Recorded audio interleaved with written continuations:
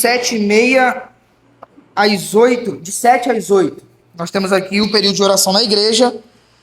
Quinta-feira, nosso estudo. Quero incentivar os irmãos a participarem, aqueles que podem.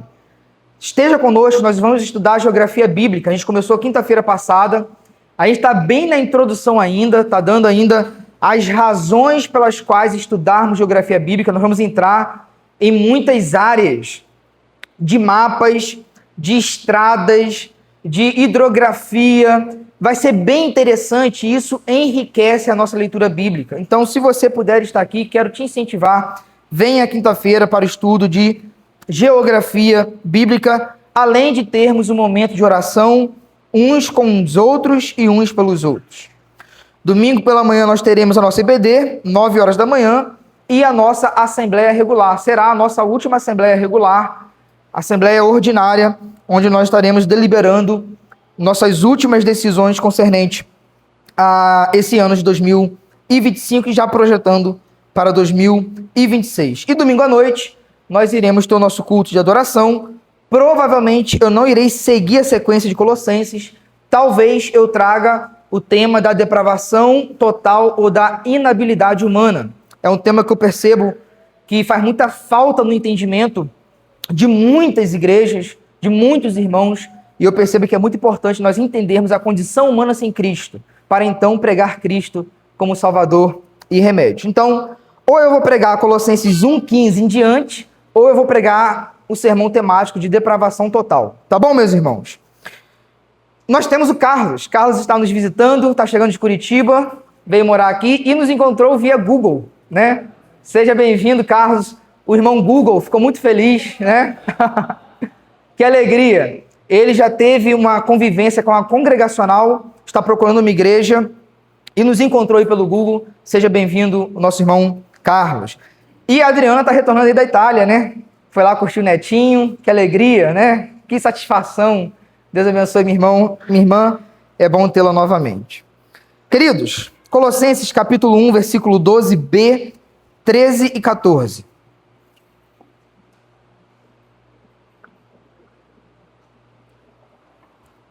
Nós temos feito uma exposição versículo por versículo de Colossenses. E nós chegamos então em Colossenses 1, versículo 12. Nós vamos ler o versículo 12 todo. E quando chegar na parte B eu vou dar ênfase. Colossenses 1, 12, B até o versículo 14. Diz assim a palavra de Deus. E sempre deem graças ao Pai. Agora nós vamos começar o texto que nós vamos expor essa noite. Ele os capacitou para participarem da herança que pertence ao seu povo santo, aqueles que vivem na luz.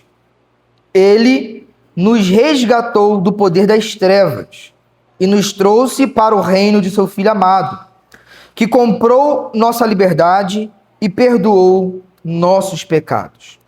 Pai amado, suplicamos ao Senhor mais uma vez a tua misericórdia. Senhor, abra o nosso entendimento e torne o nosso coração submisso às verdades do Evangelho.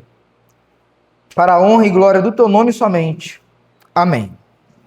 Queridos, os versículos 13 e 14 são uma síntese bem elaborada do apóstolo Paulo acerca daquilo que é o Evangelho. Então pensa em 2 versículos excelentes para memorizarmos e inclusive evangelizarmos as pessoas. E eu quero trazer, esmiuçando cada parte desses versículos, algumas verdades que são centrais. Mas antes disso, é importante nós destacarmos a seguinte situação. O versículo 12, 13 e 14 falam de 2 aspectos da fé cristã. O primeiro é um aspecto futuro, versículo 12. O versículo 13 e 14 tem a sua plenitude no futuro, mas já fala de uma realidade presente. O versículo 12 fala de um destino, a herança que o povo santo irá herdar. O versículo 13 e 14 fala de um ambiente, de uma esfera, de um governo a qual nós estamos vivendo, movendo e existindo. Então, o versículo 12 nos aponta um alvo, onde nós iremos chegar. O versículo 13 e 14 já fala da esfera em que nós vivemos. E o que é interessante é que do versículo 1 ao versículo 14, que nós já analisamos, pelo menos até o versículo 12, nós percebemos que o apóstolo Paulo, ele usa vários termos, várias ideias e vários parâmetros do Antigo Testamento. E isso aqui é algo belíssimo. Por exemplo, ele usa uma ideia de Gênesis 1, 28, de crescer e multiplicar. E aqui, em Colossenses 1, ele fala que o evangelho está frutificando e crescendo. Então parece que há alusão e eco daquela ordem que Deus deu a Adão e Eva aqui em Colossenses. É também verdade que Paulo certamente tem um parâmetro do Êxodo em sua cabeça, porque ele fala sobre uma redenção, sobre um resgate.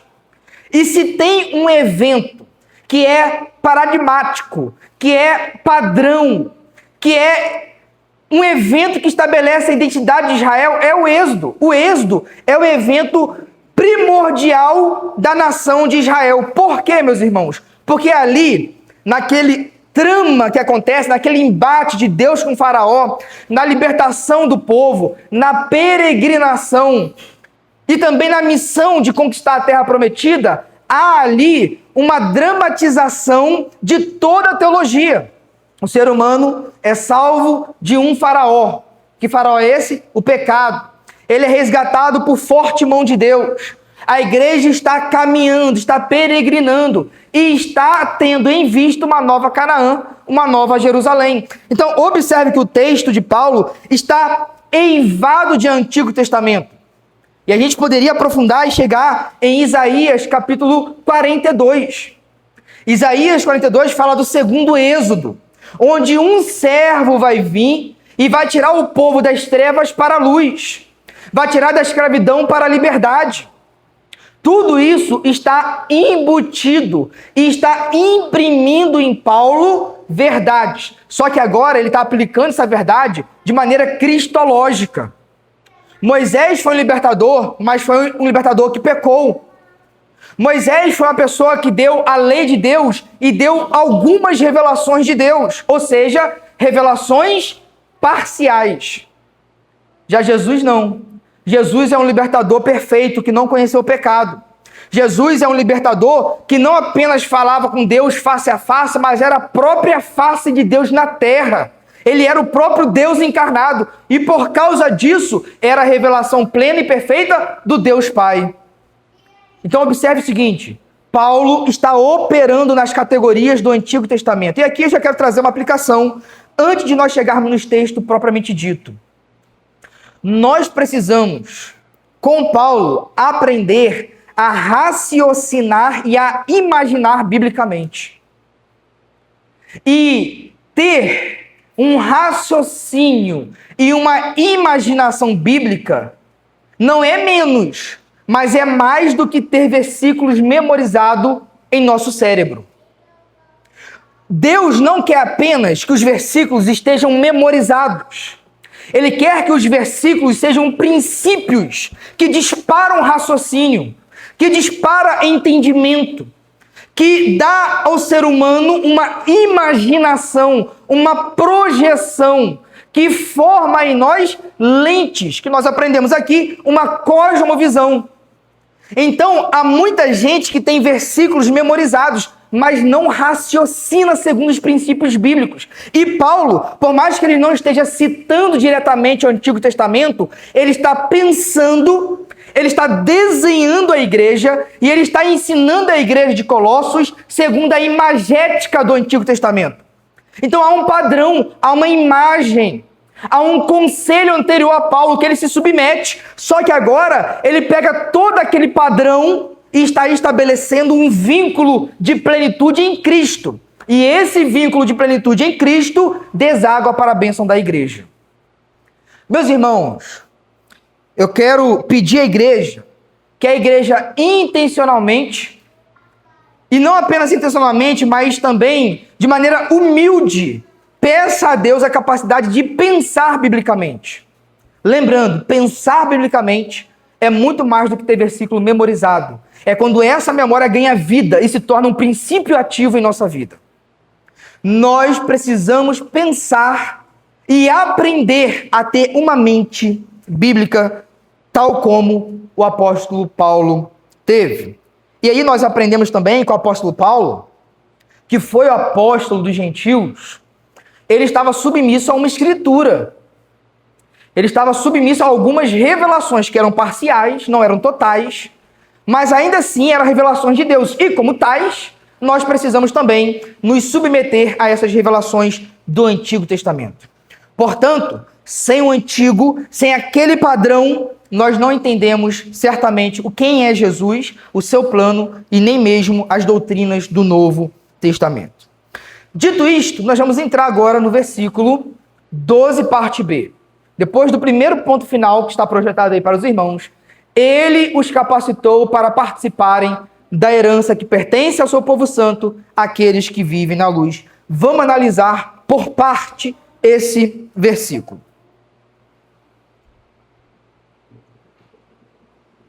Paulo começa dizendo que ele os capacitou. Ele quem, meus irmãos? O versículo anterior e toda a construção, Paulo está falando de Deus o Pai. Então observe que Deus o Pai está altamente envolvido no plano e no resgate do ser humano. Nós vamos ver que Deus o Pai faz isso por meio de Deus o Filho, que se encarnou na pessoa de Jesus de Nazaré. Mas aqui Paulo está focando ele, o Pai. Então esse pronome está tomando o Pai que o antecede. Ele, o Pai, os capacitou. A primeira coisa que eu quero destacar para os irmãos é que para Paulo, a salvação, essa capacitação para uma nova herança, essa capacitação para viver em luz, é obra exclusiva dele. E quem é ele aí, meus irmãos? Deus. Ou seja, sem a intervenção divina, não haveria ninguém na luz. Sem a intervenção divina, não haveria ninguém, exatamente ninguém na luz. Por quê, meus irmãos? Se não há uma iniciativa, se não há um plano e se não há atos salvadores de Deus na história, a história estava fadada ao fracasso e à morte, que é o destino de todos aqueles que pecam. Portanto, nós, enquanto Igreja de Cristo Jesus, pregamos uma esperança sobre todas as outras esperanças. O que você quer dizer, pastor? O seguinte: nós, enquanto homens, temos aspirações horizontais, e isso não é errado. Por exemplo, eu vou procurar colocar minhas filhas em boas escolas. Eu tenho uma certa esperança de que uma boa educação pode fazê-la ser uma melhor ser humano. Nós temos esperanças em esportes, em políticas, em fatores econômicos, e tudo isso faz parte do ser humano. Todavia, a esperança que a igreja prega é uma esperança transcendental, que não encontra a sua fonte, a sua origem, a sua força aqui na nossa horizontalidade. Onde está a esperança da igreja? Qual é a fonte e o fator determinante para a mudança do coração do ser humano? Deus. Ele os capacitou. Não foi a escola judaica, não foi as filosofias gnósticas que estavam atuando na igreja de Colossos, não foi as mitologias helênicas, não foi o legalismo judaico. Quem capacitou aquela igreja para ter uma herança futura? Deus. Somente Deus é esperança para a condição caída da humanidade. Paulo é muito enfático em ser, nesse momento, muito restrito à pessoa do Pai. Porque se não fosse Deus, se não fosse o Pai arquitetando e executando a obra da salvação, nós estaríamos para sempre fadados à miserabilidade. Primeiro ponto que nós precisamos entender, que Ele é a chave de tudo. Se não fosse Deus, igreja não existiria. destino eterno / vida eterna não existiria. Salvação não existiria. Santificação não existiria. Virtudes teologais que nós pregamos aqui não existiria. Deus é a fonte de todo bem. Agora Paulo fala o seguinte: ele os capacitou. Esse os aqui é um pronome que está tomando a igreja. Nós vamos ver depois a relação da igreja com Deus. Mas observe o que ele faz. Ele os capacitou. Meus irmãos, olha que interessante. Deus não apenas tirou Israel do Egito, Deus não apenas mostrou Canaã para Abraão e os abandonou à própria sorte. Deus libertou Israel do Egito e no percurso caminhou com Israel, capacitando-os a chegar em Canaã. Afinal de contas, meus irmãos, qual é a história do Êxodo? Tira o fator Deus e Êxodo não existiria. A começar pela libertação. O trajeto no deserto, se não fosse as inúmeras intervenções divinas, Israel iria sucumbir. Então observe o seguinte, que Deus não é aquele que liberta o ser humano, mostra o destino e fala assim, agora é com você. Não. Deus liberta e em todo o processo até a nova Canaã, é Ele quem sustenta e capacita o seu povo para chegar lá. Só me engano, essa semana eu postei um texto lá no grupo da igreja, eu mandei para algumas pessoas, não sei se mandei, que fala de um texto teológico falando sobre a necessidade da graça, não apenas para a conversão. Porque às vezes, paira em nosso entendimento de que a salvação é pela graça, mas a santificação e o obrar é a partir de mim mesmo, como se eu fosse fonte de algum bem espiritual. A questão é que até o percurso do bem que eu pratico pós-salvação é resultado da graça. Por óbvio que essa graça é uma graça que trabalha na nossa vontade. E a nossa anuência, a nossa fé, o nosso consentimento com essa graça faz com que essa graça opere. Todavia, se não é a graça operando, ninguém iria produzir bem algum. Então, o Deus que ordena nós irmos, o Deus que ordena nós fazermos, é o mesmo Deus que provê sabedoria, poder e eficácia para obrarmos e para fazermos o bem. Não é um Deus distante, que ordena e fica longe, observando para ver se o povo vai acertar. Não, Deus está envolvido com o seu povo na capacitação e no derramamento do seu Espírito Santo. Foi o que Jesus prometeu aos seus discípulos ao falar que o Espírito seria derramado sobre eles e então eles seriam capazes de ser testemunhas de Cristo Jesus. E aqui tem uma lição maravilhosa, muito bela, que nós não estamos sozinhos, meus irmãos. Nós não estamos sozinhos. Deus está antes de nós, está em nós, está na nossa frente, conosco. Isso é impressionante. O Senhor nos cerca de todos os lados e está pronto a nos auxiliar e nos conduzir e sustentar para toda boa obra. E sabe o que é lindo? Porque domingo passado nós tivemos um domingo maravilhoso. O Buba, que se converteu do islamismo para o evangelho de Cristo Jesus, ele falou sobre a diferença do Deus islã para o Deus cristão.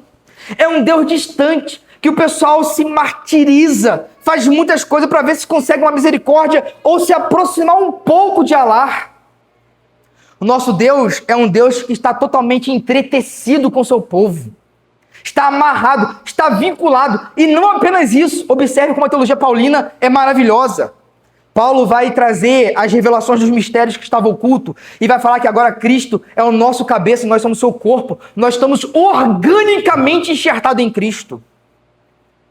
O Deus que se fez encarnado. Se o Deus de Islã é distante, o nosso Deus saiu da distância, se aproximou, se tornou um de nós e mora em nós, para que através de nós possa ser glorificado e exaltado. O nosso Deus é um Deus que capacita direta e ativamente o seu povo. Meus irmãos, se você está sendo vencido por um pecado, não é por falta de auxílio divino, é por resistência à graça de Deus. Porque onde há submissão e entrega à graça de Deus, há triunfo sobre o pecado, há santidade, há vitória moralmente falando. Portanto, nós precisamos entender que Ele nos capacita. E nos capacita para o quê? O texto é muito claro. Nos capacita para participarmos de uma herança.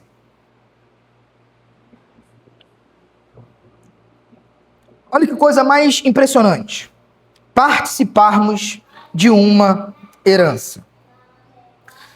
O termo herança que Paulo usa já nos ensina pelo menos duas coisas.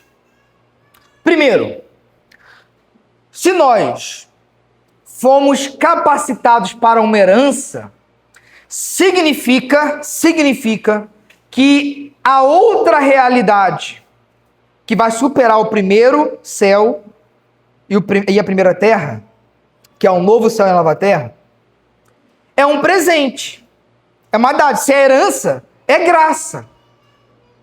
Nós aqui não estamos produzindo a herança, já tem uma herança. Herança não se produz, herança se recebe, se ganha. Então observe que do início ao fim, nós estamos envolvidos no plano de salvação por graça. Você não precisa fazer um esforço sequer para ser salvo. O que você precisa fazer é justamente reconhecer que seu esforço não te salva. Agora, por óbvio que essa herança e essa graça que te salva vai te conduzir a uma vida de luz, a uma vida de transformação, a uma vida de nova configuração mental e moral e prática. Mas uma coisa é certa, a herança que nós temos seguradas na mão de Cristo Jesus e reservada no céu para nós, não é porque a gente está reunido hoje aqui, não é porque a gente dizimou, não é porque eu sou um bom pai, não é porque eu sou um bom marido, não é porque eu sou um bom pastor, não é porque eu sou um bom vizinho. A herança que está guardada e reservada e destinada a nós é porque Deus, o Pai, quis, em sua graça, reservá-la para nós. Isso precisa ficar muito claro. Ele nos libertou do cativeiro. Ele nos conduziu. Ele está nos garantindo a chegada lá. E ninguém pode, de maneira alguma, achar que está produzindo herança alguma, porque herança é algo que se recebe. O que nós aprendemos aqui com herança? Que herança é graça. A Nova Jerusalém não é por mérito, é por graça. O destino que estamos indo, trafegando, é por graça. É por graça. Mas aí, meus irmãos, a gente aprende algo interessante também. Ora, se essa herança é um destino, logo significa que nós não iremos experimentar a plenitude da salvação nessa terra. Porque a velha ordem que está em Adão e a nova que já começou em Cristo coexistem nesse presente momento, nesse ato existencial. Então nós somos daqueles que já somos salvos, mas ainda assim esperamos ser mais salvos ainda, não é verdade? Sermos salvos de maneira completa e cabal. Nós já fomos salvos da culpa do pecado, nós vamos ver lá no versículo 14. Nós já fomos salvos do domínio do pecado, correto? Mas tem algo que machuca a gente ainda. Nós ainda estamos na presença do pecado. E nós seremos salvos da presença do pecado, onde só será santidade, beleza, glória, dulçor, prazer. Todavia, nós ainda não estamos lá. Mas também é verdade que já somos aqueles que experimentamos partículas dessa verdade. E essas partículas já é suficiente para o pecado não ser mais forte na sua vida e não te atrair mais do que a cruz de Cristo. Meus irmãos, no nome de Cristo Jesus, apaixone-se pela herança que está reservada para você. C.S. Lewis, fazendo algumas analogias, ele é muito bom na analogia, bicho bom na analogia. Ele vai falar que nós nos distraímos com o pecado. Não é porque a vida cristã é difícil, rígida, insípida. Não é porque é uma vida fria, gélida. Não é. É porque, na verdade, nós estamos distraídos. Na verdade, a gente se contenta com muito pouco, por isso que a gente cai no pecado. É por isso que a gente cai no pecado. Porque se nós fôssemos mais ambiciosos para a plenitude de vida, nós não iríamos ser seduzidos por um pequeno sexo. Nós não seríamos seduzidos pelo dinheiro. Nós não seríamos seduzidos pela vaidade, porque tudo isso é muito pequeno, tendo em vista a herança gloriosa de Deus. Então não é porque o pecado é muito bom, é porque a gente se contenta com muito pouco. Porque quando a gente está em vista a herança que Deus preparou para o seu povo, e isso é grande, isso é inefável, isso é glorioso, isso é belo. Gente, tem uma tradição, vai falar dos gregos, sobre o canto de uma sereia, né, que cantava todo mundo, e uma das soluções era amarrar os marinheiros nos mastros. Por quê, meus irmãos? Porque assim, amarrando nos mastros, nenhum marinheiro iria cair no engodo da sereia. Mas aí, a sereia que cantava belamente, encantava os marinheiros, seduzia os marinheiros, um dia foi vencida. Como ela foi vencida? Quando um dos capitães descobriu uma pessoa que toca a harpa tão bem que supera o canto da sereia. A vida cristã não é vida cristã amarrada no mastro, que se não tivesse amarrado eu ia para a sereia. A vida cristã, eu me encanto tanto com o som da harpa que eu não quero mais a sereia, porque é algo melhor, é algo mais belo, é algo mais concreto, mais real, é plenitude. Me dá agonia ver crente falando que ser crente é muito difícil. Me dá agonia. Me dá agonia. É difícil a nossa carne, o nosso pecado. Mas o que Deus tem, fez e capacita para nós é muito maior. É difícil, sim, suportar as dores e os sofrimentos por causa da cruz de Cristo. Mas dizer que é ruim, dizer que é insípido, dizer que é sem gosto, sem sabor, aquilo que Cristo fez por mim e por você, e que há de fazer na consumação, meus irmãos, nós precisamos olhar para a herança que está proposta e nos apaixonarmos. A maneira de nós vencermos a Babilônia, a Babilônia é um arquétipo de cidade dos homens. E cidade dos homens, por sua vez, é o arquétipo de uma cidade, de uma humanidade inimiga de Deus. A maneira de vencer a Babilônia, de nós não sermos raptados pela Babilônia, é nós nos apaixonarmos pela Nova Jerusalém, uma cidade definitiva, cujo arquiteto é o próprio Deus. Como é que a gente escolhe cidades para turistar? Por que eu prefiro, talvez, Florianópolis do que o sertão da Bahia? Meramente por gosto político. Político não, turístico. Por quê mesmo? Por que eu prefiro as águas de Arraial do Cabo do que de uma cidade de Macaé? Por quê mesmo? Porque é mais belo, é encantador. A vida cristã é assim. A gente escolhe a Nova Jerusalém porque é algo atrativo. Nós precisamos nos encantar com a herança que Cristo conquistou para nós. Por fim, Paulo também, de uma maneira muito pastoral, ele contrasta a realidade de Colossos. Porque Colossos, como nós vimos na introdução, era uma cidade que estava em bancarrota, estava caindo. E Hierápolis, de Laodiceia, estava crescendo em glória. É só ler lá o escrito de João em Laodiceia e veja como a cidade era grande, era prazerosa, era rica. E Colossos estava só caindo. Aí Paulo fala, olha, vocês estão caindo politicamente, economicamente, em diversas esferas. Todavia, há algo que ninguém pode tirar de vocês. O templo não pode tirar, o império não pode tirar, a outra cidade não pode tirar. Vocês têm uma herança que é maior do que a condição existencial de vocês. Meus irmãos, talvez você esteja com dificuldade financeira, dificuldade emocional, vivendo muitos problemas na sua existência. Mas tente fazer com que aquilo que você será penetre o seu presente.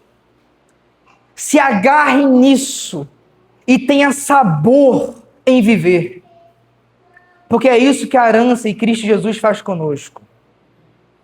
Nós vimos, quando a gente estudou a teologia, as virtudes teologais, que a esperança ela é importante porque ela fomenta muitas coisas boas. E a gente viu que você não é apenas a escolha dos seus passados. A herança cristã faz com que você seja também a expectativa que você vai ser. Porque aquilo que você será ecoa, retroage naquilo que você é hoje.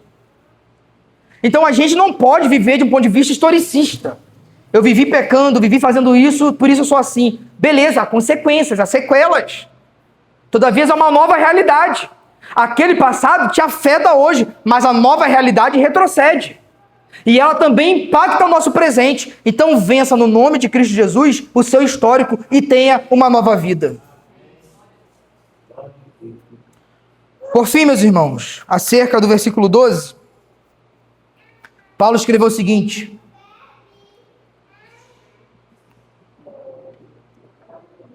participaram da herança que pertence ao seu povo santo, aqueles que vivem na luz. Primeiro a gente precisa entender que Deus tem apenas um povo. Olha só que coisa bonita. Que pertence ao seu povo santo, não aos seus povos, mas ao seu povo. Meus irmãos, domingo passado eu fui muito impactado com a Thaís e o Buba. E é o que ecoou muito no meu coração foi que nós somos um. Eles estão distantes. É outra etnia, outra língua. Mas do ponto de vista do sangue de Cristo, vista celestial, há só um povo. Há só uma igreja. Foi o que a gente aprendeu aqui no Credo Apostólico. A igreja santa, católica, una. A igreja é una. A igreja é um. Paulo está situando Colossos com Roma, com Éfeso, com Ponto, com Capadócia, com Cirene, com várias cidades. Vocês participam de uma herança que é universal e global. E a qual não tem privilégios. A igreja do Baixo Grande é tão,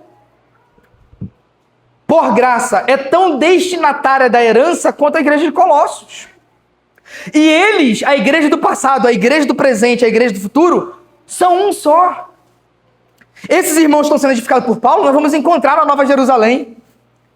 Nós vamos conversar com eles. O Buba, se a gente nunca mais vê, nós vamos ver.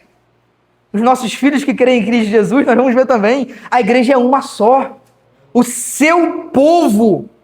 E observe que o proprietário desse povo é Cristo Jesus. É Deus, é o Espírito Santo, é a Santa Trindade. Por isso, meus irmãos, nós precisamos entender que nós não somos donos de nós mesmos. Olha o pronome possessivo, seu povo. Nós somos propriedade de alguém. E esse alguém é Jesus Cristo. Ele tem o RGI absoluto no cartório celestial sobre a vida de cada um de nós. E isso é maravilhoso demais. Mas qual é a qualidade desse povo? Santo.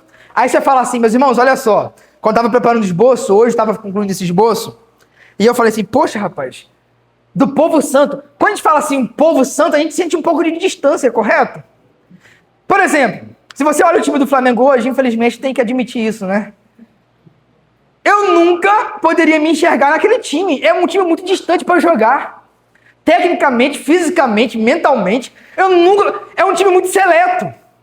Quando Paulo fala povo santo, não pense no Flamengo, num time distante. Né? Santo aqui não é no sentido de pessoas perfeitas, que a gente não pode fazer parte daquele povo. Santos aqui é um povo separado. Não é um povo perfeito, é um povo que rompeu com o mundo. Santo tem hagios, né?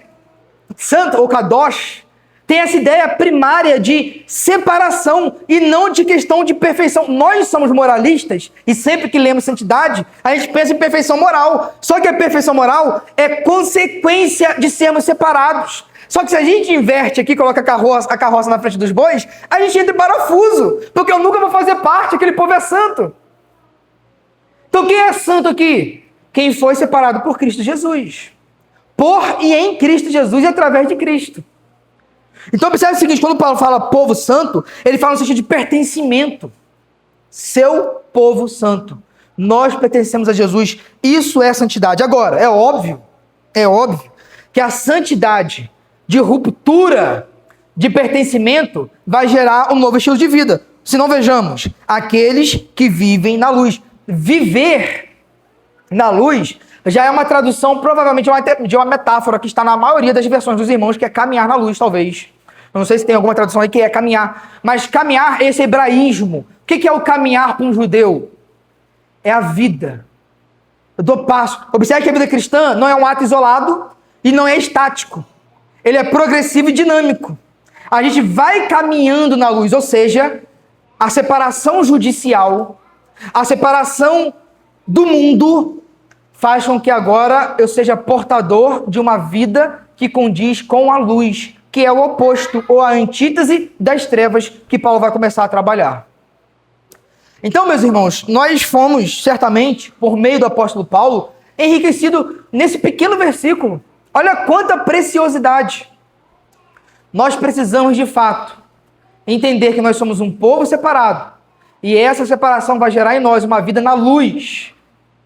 E isso é a capacitação de Deus para que a gente entre na herança juntamente com todos aqueles que foram lavados e remidos pelo sangue do Cordeiro. Vamos entrar então para o aspecto presente. Observe que isso aí, o teor do versículo 12 é o aspecto futuro, é o destino. Mas esse destino pertence a quem vive numa esfera. E que esfera é essa? O reino do Filho de Deus. Versículo 13 e 14. Como é que Deus nos capacitou a vivermos na herança? O versículo 13 e 14 explica. Deus nos capacita não por meio de um poder direto em mim, mas por meio do seu Filho. E aí é onde Paulo agora vai desenhar o plano da salvação de maneira magistral. E eu quero ler o versículo 13 e 14 de uma só vez, e nós vamos esmiuçá-lo como fizemos com o versículo 12. Ele nos resgatou do poder das trevas e nos trouxe para o reino de seu Filho amado. Observe que há um transplante, um transporte, libertação e transporte. Que comprou nossa liberdade, ou a depender da tradução dos irmãos, que comprou a nossa redenção, que conseguiu a nossa redenção. A redenção é a liberdade. E perdoou nossos pecados. Versículo 13. Ele nos resgatou do poder das trevas. Meus irmãos, pequenos detalhes no texto pode fazer um impacto tão grande na nossa leitura. E eu quero chamar a atenção para o pronome da primeira pessoa no plural. Paulo, no versículo 12, fala assim, vocês têm uma herança, vocês vão para lá. Quando fala de glória, ele fala de Colossos separado dele. Quando fala de miserabilidade, de graça, de resgate, ele se inclui. Olha agora, ele que é em Deus, nos resgatou. Eu também sou um resgatado. Queridos, observe que coisa mais linda. Paulo agora usa o pronome na primeira pessoa do plural. Ele tem uma identificação com a igreja. A sua vocação de apóstolo, que é a maior da igreja, não o torna distinto da própria igreja. Pastor não é ungidão. Profeta não era ungidão. O pastor é um pecador falando a outros pecadores sobre a graça de Cristo Jesus. Deve existir uma identificação, não deve existir degrau de líder para a igreja. Ou entre nós, há uma identificação, porque Paulo reconhece que tudo que ele é pela graça de Deus. Ele também é um resgatado. Ele também estava preso. Ele também foi um daqueles que precisou da graça de Cristo Jesus, tal como atuou na igreja de Colossos. E observe que esses textos é tão bonito. Meus irmãos, esse versículo 13 e 14 dá vontade de ler toda hora. Ele nos resgatou do poder das trevas. Vamos chegar a algumas conclusões. E no versículo 14, falando sobre perdão e redenção. Agora, abra comigo em Atos, capítulo 26. Paulo está ensinando uma doutrina fundamental, a doutrina da salvação, e ele se enxerga, ele nos resgatou. Agora, olha o testemunho que Paulo vai dar para Agripa no versículo 26. Capítulo 26. Versículos 12 a 18.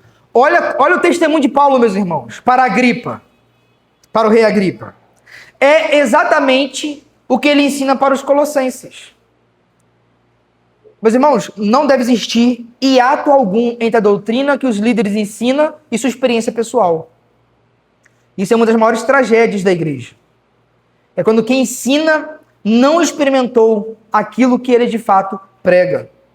Deve existir uma coerência tal que a vida se torna um selo de autenticidade da mensagem. Não que a mensagem precisa do homem, mas que o ministro precisa estar debaixo da mesma autoridade que ele prega da palavra, ele precisa.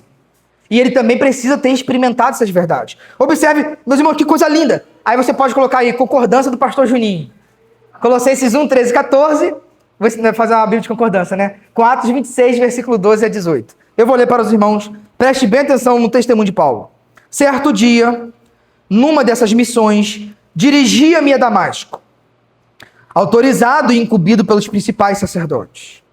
Por volta do meio-dia, ó rei, ainda a caminho, uma luz do céu, mais intensa que o sol, brilhou sobre mim e meus companheiros.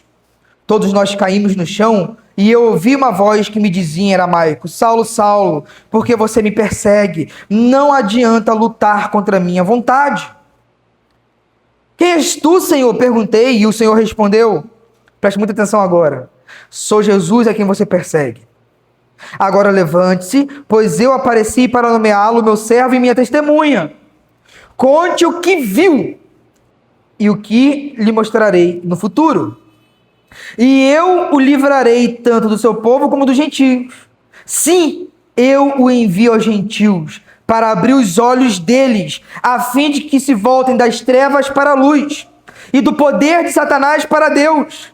E então receberão o perdão dos pecados, a herança entre o povo de Deus, separado pela fé em mim. Paulo usou sua própria experiência e aquilo que aprendeu de Cristo Jesus e doutrinou a igreja em Colossos. Agora observe que a experiência de Paulo tem coerência com a sua mensagem. Não significa que a experiência dele se tornou doutrina, porque essas palavras aqui, está em vermelho na minha versão, eu não sei se na versão dos irmãos, significa que foram palavras que ele recebeu de Jesus. Observe a experiência dele. Ele ouviu de Jesus e o impacto daquilo que ele ouviu de Jesus o formou para lhe ensinar a igreja. Todo sermão tem que ser assim. Aquele orador precisa ser impactado pela mensagem, para que a mensagem então seja pregado pelo orador. Mas observe o seguinte, Paulo tem uma forte identificação com a igreja, porque ele também experimentou. Agora, quando Paulo fala assim, meus irmãos, voltando em Colossenses capítulo 1, versículo 13, ele nos resgatou. O que está implícito aí, meus irmãos? Todos nós éramos, tais como os hebreus no Egito, escravos. Se nós fomos resgatados, qual era a nossa condição? Se nós fomos resgatados do poder das trevas, é porque todos nós tínhamos um faraó em nossa vida. Agora, meus irmãos, observe o impacto disso na igreja. É possível termos comunhão e nos relacionarmos com soberba e com jactância? A reunião da igreja é a reunião daqueles que eram escravos e que foram libertos, não porque compraram a sua própria carta de alforria, mas porque ganharam por graça. Então aqui, meus irmãos, tem um relato belíssimo. Paulo parte do pressuposto de que todos nós éramos escravos, porém de um senhor pior que o faraó, a saber, o pecado e o diabo. Efésios capítulo 2, versículo 1, 2 e 3, vai falar do mundo, do diabo e da nossa carne. Inimigos ferozes da nossa alma. Mas que agora nós fomos libertos por Deus, por meio de Cristo Jesus. Ninguém na igreja é autossuficiente. Todos nós já experimentamos a escravidão do pecado. Todos nós. Talvez tipos de pecados distintos, mas o Senhor era o mesmo. Agora, a igreja de Cristo Jesus celebra a libertação que há nele. E já não mais olhamos com o pecado com medo, porque agora, pelo poder de Cristo Jesus, o poder das trevas não tem mais efeito sobre as nossas vidas. E como ele nos resgatou, meus irmãos? Por meio do Filho. Ora, ninguém fora de Cristo é livre. Foi por meio de Cristo, por meio do Filho, que ele nos libertou. E, meus irmãos, se eu falar assim, quem é o Filho? Nós vamos chegar no versículo 15, nós vamos ver que ele é o Senhor da criação, o agente da criação, ele é o cabeça da igreja, ele é o próprio Deus. Nós vamos ver coisas belíssimas acerca do Cristo, quando chegarmos no versículo 15. Mas aqui, o que fica muito evidente é que o Cristo é o meio pelo qual Deus nos redime. Cristo é o meio pelo qual nós somos libertos. Por isso, aquela imagem de Cristo, no Rio de Janeiro, Cristo Redentor, é um título muito apropriado, porque de fato, ele é aquele que liberta o ser humano. Cristo, por meio de Cristo, é que nós podemos então vencer o poder das trevas. Tal como os hebreus não poderiam se livrar do faraó do Egito, tal nós não poderíamos nos livrar do poder do pecado. E é por isso também que eu quero pregar um pouco domingo que vem sobre a nossa depravação. Se nós tirarmos o Espírito Santo, Deus, o Pai e Jesus, todos nós iríamos morrer no pecado. Pastor, mas não teria jeito nenhum de eu mudar de ação social, de educação. Não teria jeito. Tira Jesus e nós estaríamos fadados ao pecado. E aí, meus irmãos, o que Deus fez? Ele nos libertou do poder do pecado e nos trouxe para o reino do seu Filho amado. Aqui nós vamos trabalhar doutrinas fundamentais e importantíssimas. Logo após o versículo 14, nós vamos encerrar de maneira bem breve. Se eu perguntasse assim à igreja, fala uma característica de Jesus. É possível que nós poderíamos falar vários títulos, correto? Mas tem um título que fica evidente em Colossos, sobretudo nesse versículo, e que é o título que a gente não pensa muito. Que título é esse? Rei. A gente pensa em Cristo como Senhor, como Salvador, na verdade mais como Salvador, como um homem cheio de compaixão, como aquele que morreu por amor, um homem que ama, um Deus que ama. Mas observe, e esse título precisa pulsar em nossa mente e em nosso coração. Cristo é Rei. Ele tem um reino. Em Paulo, o termo reino não aparece muito, mas reino é o termo mais importante dos evangelhos. Na verdade, a mensagem central de Jesus é o reino de Deus, o reino dos céus, cujo ele é o próprio rei. Reino é a esfera a qual nós estamos implantados. E quem não está debaixo do rei Jesus, quem não é cidadão desse reino, não tem aquela herança prometida no versículo 12. Nós precisamos maximizar esse conceito de Jesus, meus irmãos, em nossa mente. Cristo é rei.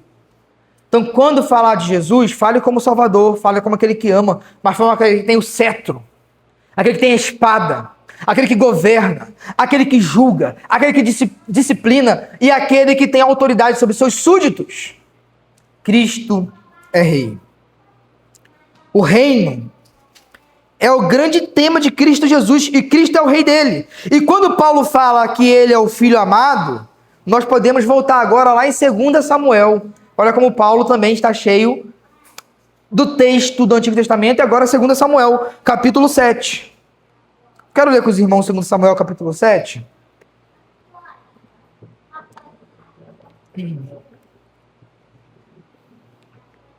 Versículo 10 a 16. Paulo está falando que Jesus é o filho amado que tem o reino. Esse termo reino, filho, amado, é um termo que vai aparecer aqui em 2 Samuel 7 e é muito impressionante. Observe comigo as similaridades, os ecos e alusões que Paulo faz. Diz assim, versículo 10. Providenciarei uma terra para o meu povo Israel e os plantarei num lugar seguro onde jamais serão perturbados. Nações perversas não os oprimirão, como fizeram no passado.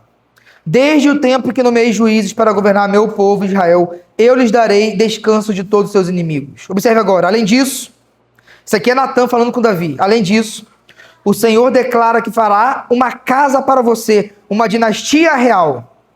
Pois quando você morrer e for sepultado com seus antepassados, escolherei um de seus filhos, de sua própria descendência, e estabelecerei seu reino. Ele é o que construirá uma casa para o meu nome, e estabelecerei seu trono para sempre. Eu serei seu pai, e ele será meu filho. Se ele pecar, eu o corrigirei e disciplinarei com vara, como qualquer outro pai faria. Contudo, não retirarei o meu favor dele, como retirei de Saul, quando o removi do seu caminho. Sua casa e o seu reino continuarão para sempre diante de mim, e seu trono será estabelecido para sempre. Natã voltou até Davi e contou ao rei tudo que o Senhor lhe havia revelado. Meus irmãos, aqui Davi queria fazer uma casa para o tabernáculo. E aí vem Samuel e fala assim, não, você não vai construir uma casa para mim não. Eu vou construir uma casa para você, e um dos seus descendentes terá um reino eterno. Será o meu filho, e o meu favor jamais irá se apartar dele. Salomão veio como um protótipo maravilhoso no início do reino. Será que era Salomão aquele que haveria de vir? Mas ele cumpriu aquela subinjunção.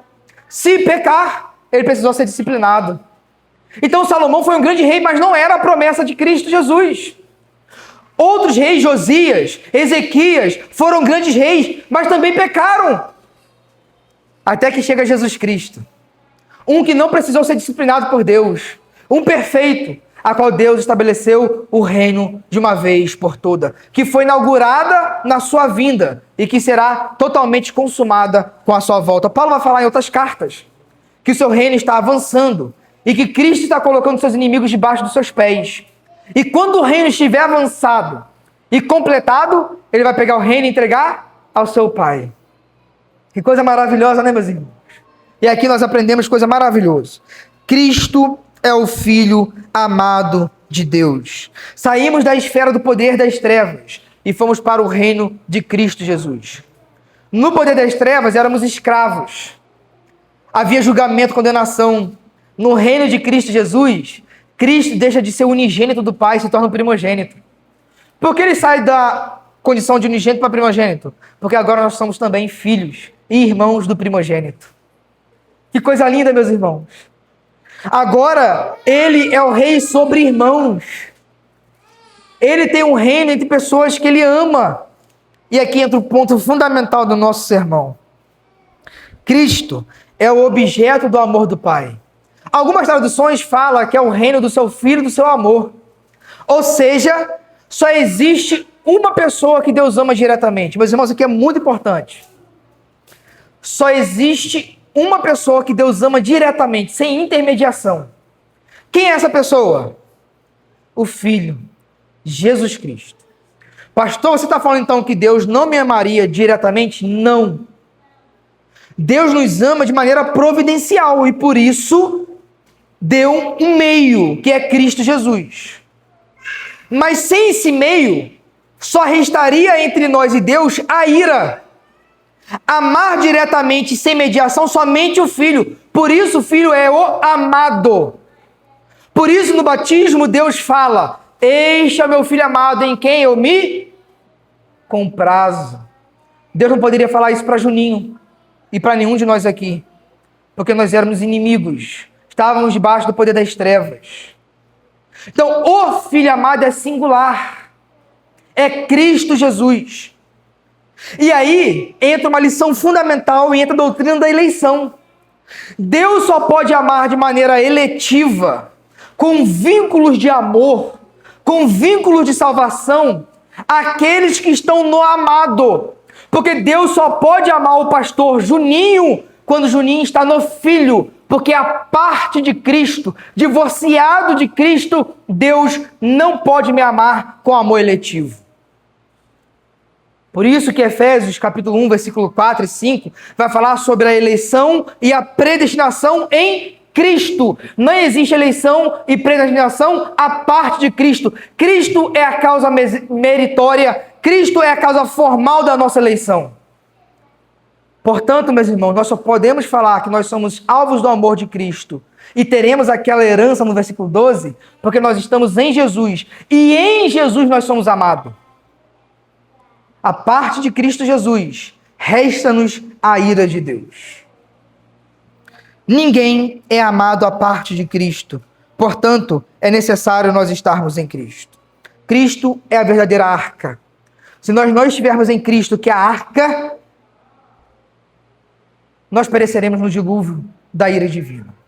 Encerro o sermão no versículo 14, que é basicamente a aplicação de tudo aquilo que a gente viu, que comprou nossa liberdade, a nossa redenção, e perdoou os nossos pecados. Redenção, liberdade, perdão de pecados. Duas facetas, e vamos encerrar.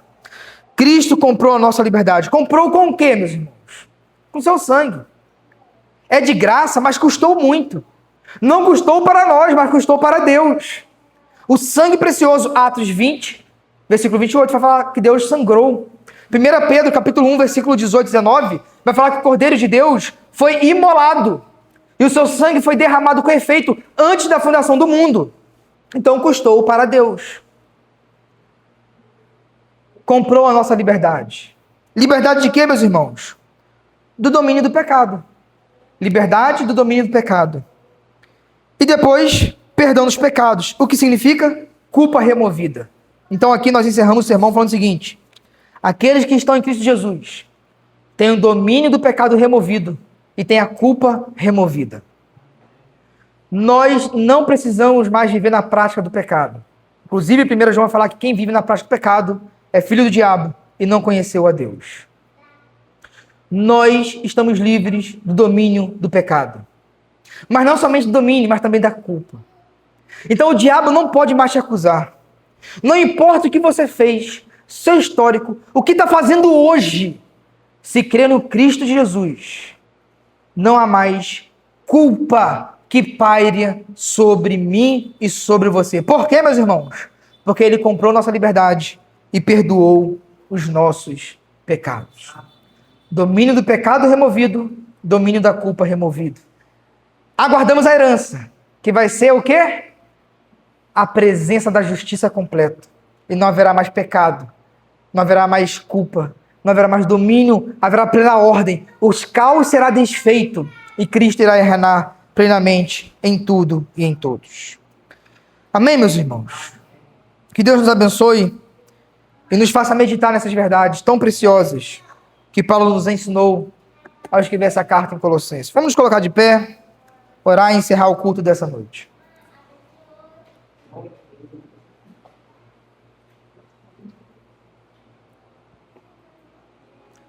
Senhor,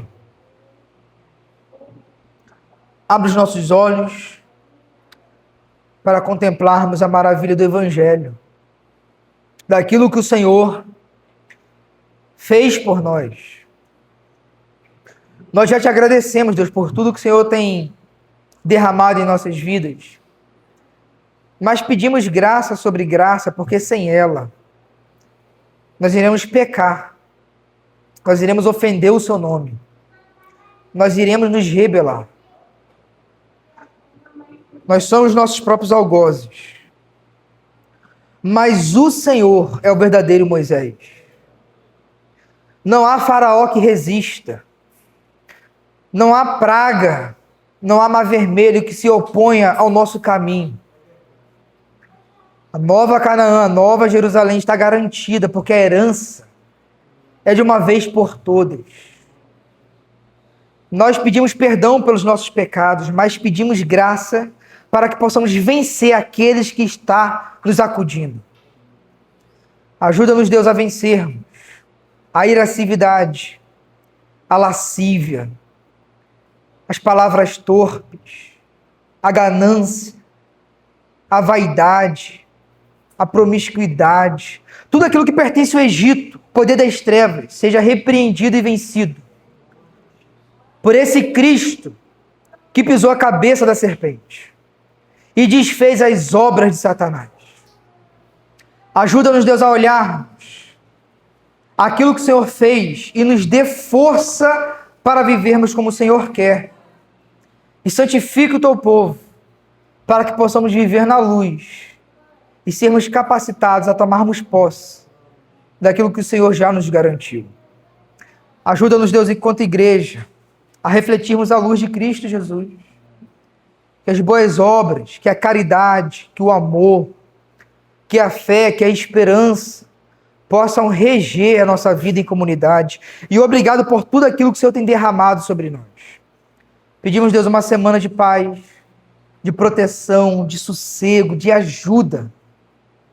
Nos ajude, Deus, a vivermos essa semana para a honra e glória do Teu nome.